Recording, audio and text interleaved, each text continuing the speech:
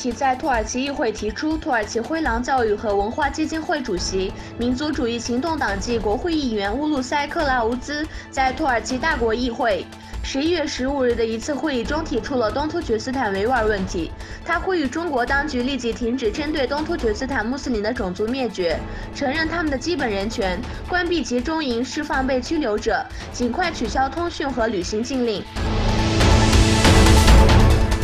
西方国家致信激怒中国，中国对15个国家驻华大使感到愤怒。加拿大等15个西方国家驻华大使致信中国当局，批评中国在东突厥斯坦的压迫，并要求了解维吾尔人的局势。中国外交部发言人华春莹在北京举行的例行记者会上对此事发表评论说，15个国家的大使给新疆党委书记陈全国写信，我认为他们这么做超出了维也纳外交关系公约的授权。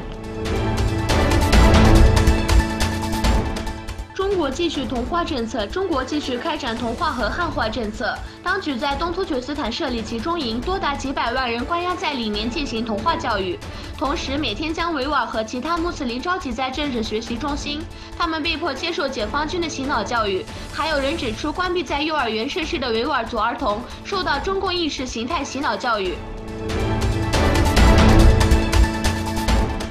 华盛顿邮报 CIA 得出结论。华盛顿邮报报道称，中央情报局得出结论，沙特王储下令谋杀卡舒吉。高级官员告诉华盛顿邮报，中央情报局已经得出结论，沙特王储穆罕默德本萨勒曼亲自下令杀害记者卡舒吉。